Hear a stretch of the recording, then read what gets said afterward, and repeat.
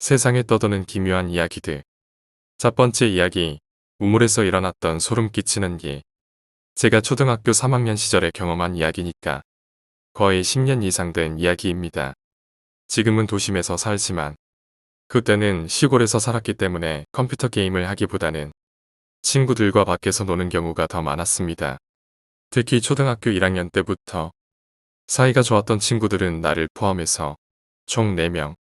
이렇게 우리 4사람은 리더격이었던 시의 집 근처에 있는 깊은 숲에서 거의 매일 해가 질 때까지 놀았습니다.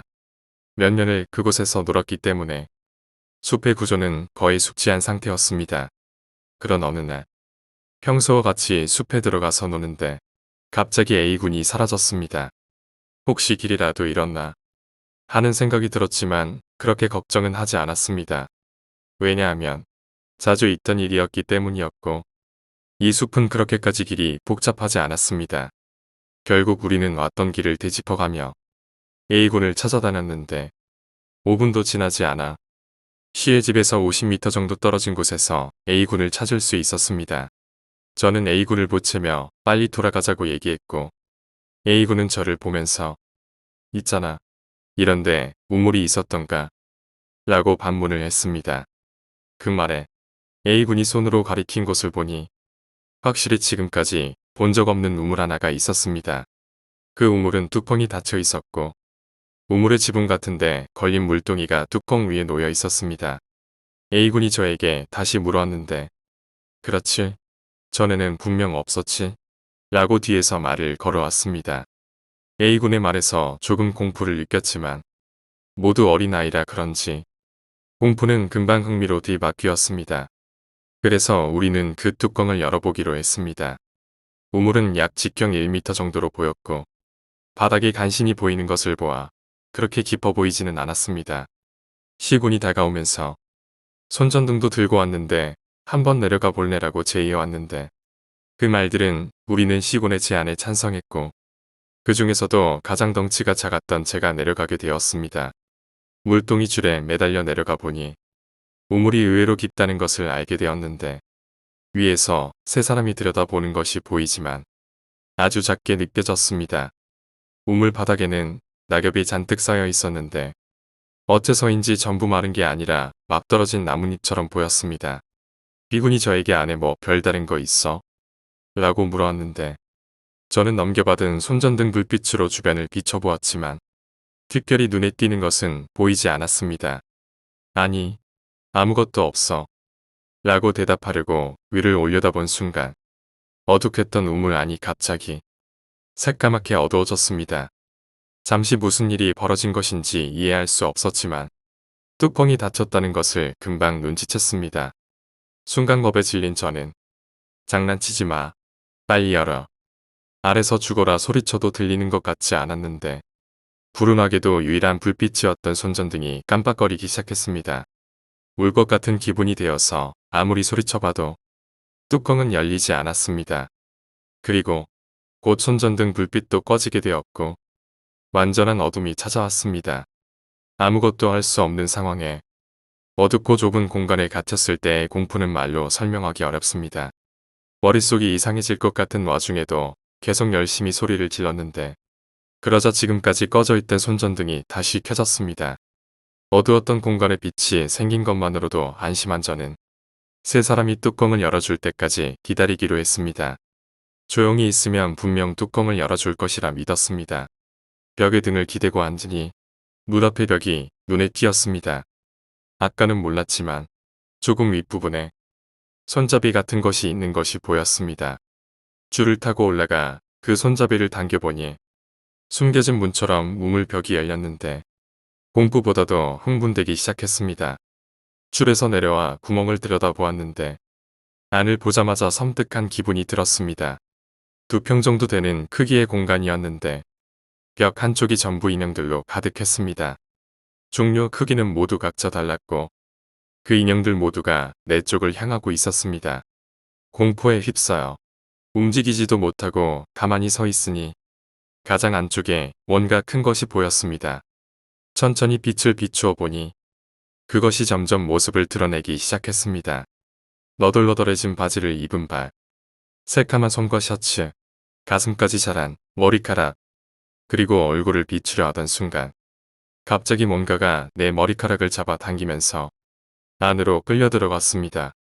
심장이 튀어나올 것처럼 뛰기 시작한 나는 큰 소리로 울기 시작했는데 닥치는 대로 주변을 더듬거리니 뭔가에 눌린 것처럼 몸이 꽉 짓눌리기 시작했습니다. 놓쳐버린 손전등이 내 가슴에 올라탄 인양을 비춘 그 순간 바로 제 기억은 끊겼습니다. 눈을 떠보니 저는 시의 집에 있었습니다. 저는 눈을 뜨자마자 시를 때리기 시작했습니다. 욕을 해대며 시를 때리던 것을 시군의 아버지께서 오셔서 말리셨습니다. 그리고 친구들이 모두 울면서 저에게 사과하기 시작했습니다. 사건의 전말은 이랬습니다. 제가 내려간 뒤 예상대로 시군의 제안에 따라 장난으로 뚜껑을 잠시 닫아보기로 했다고 합니다.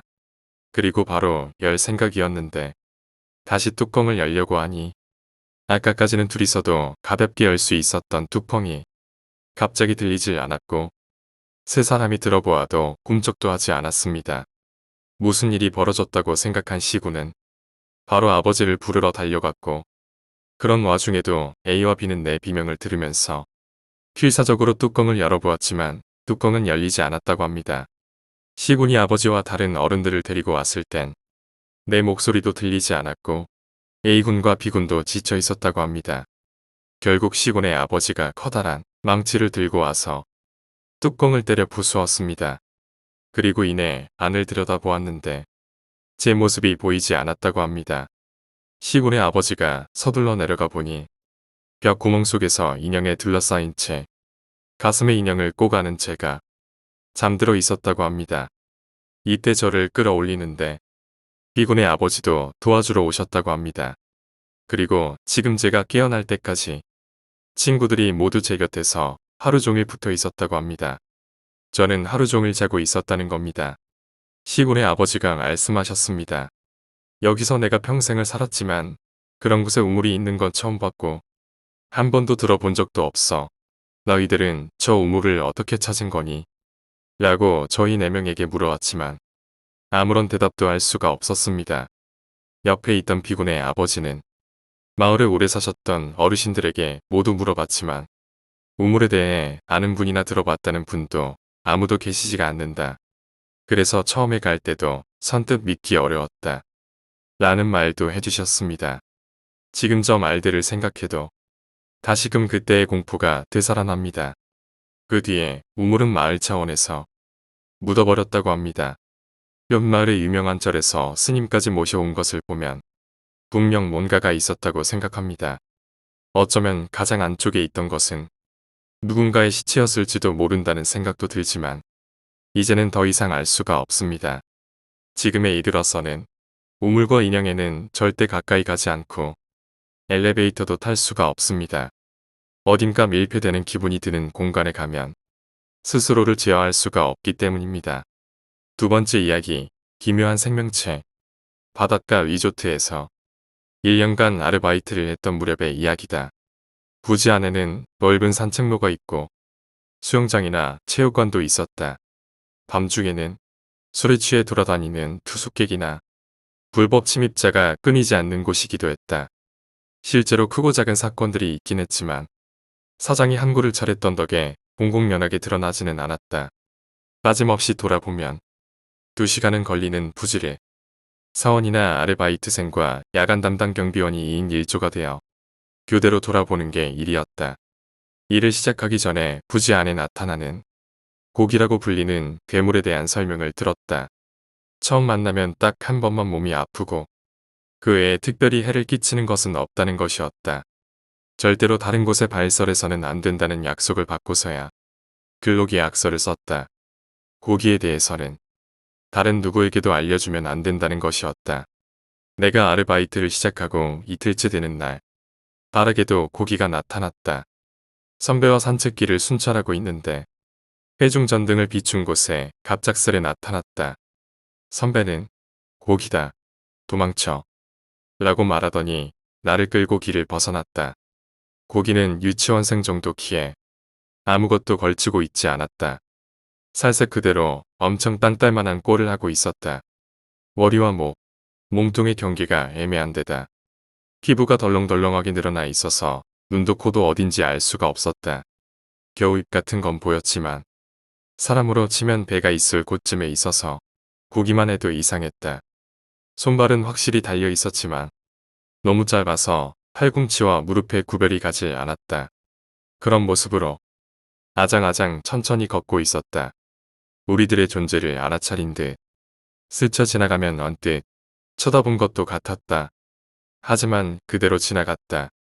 이상하리 많지 달콤한 냄새가 났다. 선배는 저게 고기야. 너는 내일부터 들어눕겠구나. 라고 웃으면서 말했다. 날이 밝자 선배는 곧바로 주임에게 연락을 넣었다. 나는 사흘간 일을 떼고 휴가를 얻었다. 아침에 집에 돌아오자 낮부터 심한 발열과 설사가 일어나 이틀 동안 아무것도 먹지 못하고 드러누웠다. 소문은 사실이었다. 냉정해진 뒤에 내가 제일 두려웠던 것은 미확인 바이러스라도 감염된 것은 아닌가 하는 생각이었다. 나중에 병원에서 검사를 받았지만 아무 문제도 없었다. 아르바이트는 예정대로 1년간 계속했지만 고기를 본 것은 그때 한 번뿐이었다. 그 리조트에서 일하는 사람들 사이에서는 다들 당연한 듯한 분위기였지만 내게는 무척 소름 끼치는 일이었다.